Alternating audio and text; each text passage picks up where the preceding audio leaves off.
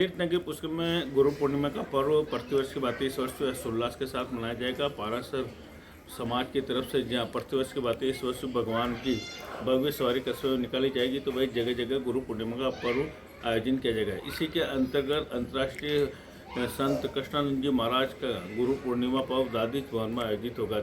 2 दिवसीय कार्यक्रम में जहाँ 9 जुलाई को भव्य भजन संध्या तथा माँ आरती का आयोजन होगा, तो वही 10 जुलाई को गुरु पूर्णिमा के पावन अवसर पर गुरु की चरण पादुका पूजन सहित कई धार्मिक कार्यक्रमों का आयोजन होगा।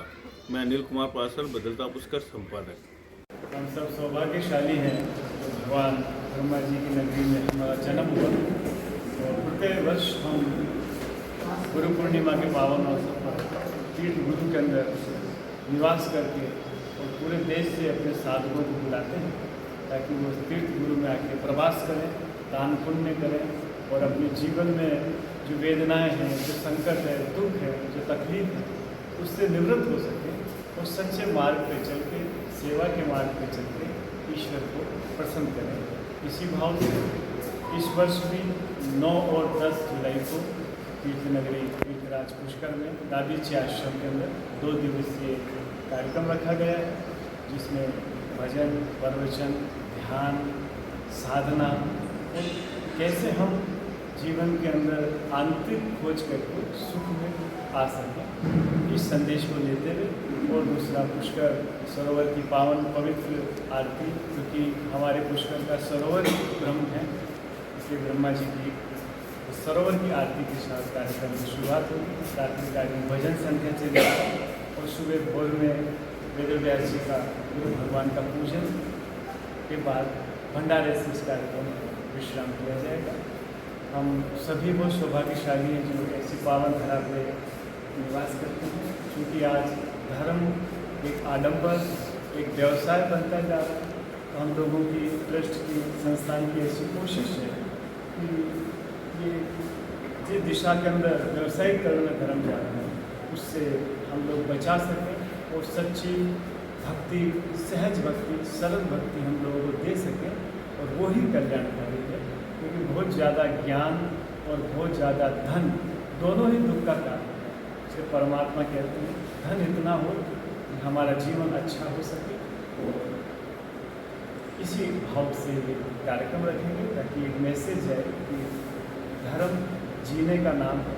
जितने सरल साधारण हम रहेंगे उतना ही परमात्मा हमसे अनुभव करेंगे। इसी भाव से सबको शुभकामनाएं। आज की 2 दिवसीय 9 और 10 जुलाई को तीर्थ गुरु पुष्कर के पावन दादिच्य सेवा सदन में 2 दिन का कार्यक्रम आयोजित किया गया है। 9 तारीख को दोपहर 5 बजे प्रवचन श्रृंखला रखी गई है। शाम को 9 तारीख को गणगौर घाट पे महाआरती का आयोजन रखा गया है। रात्रिकालीन सत्र में 9 तारीख को भजन और ध्यान का सत्र है, और 10 तारीख जो वेदव्यास जी का पावन दिन है, गुरु पूर्णिमा पर्व है, 9 बजे से गुरु पूजन, वेदव्यास जी पूजन का कार्यक्रम रखा गया है। उसके बाद 1 बजे भंडारा है, और 10 तारीख की शाम को जो भी बाहर से लोग आए उनका सम्मान और ध्यान शिविर आयोजित किया जा रहा है दादी जी आश्रम पुष्कर में। अभी गुरु जैसे आपने कहा कि धर्म जो है आज इस युग का हम देखते हैं तो आप निरंतर देखेंगे कि धर्म एक प्रदर्शन और आडंबर का रूप लेता जा रहा है।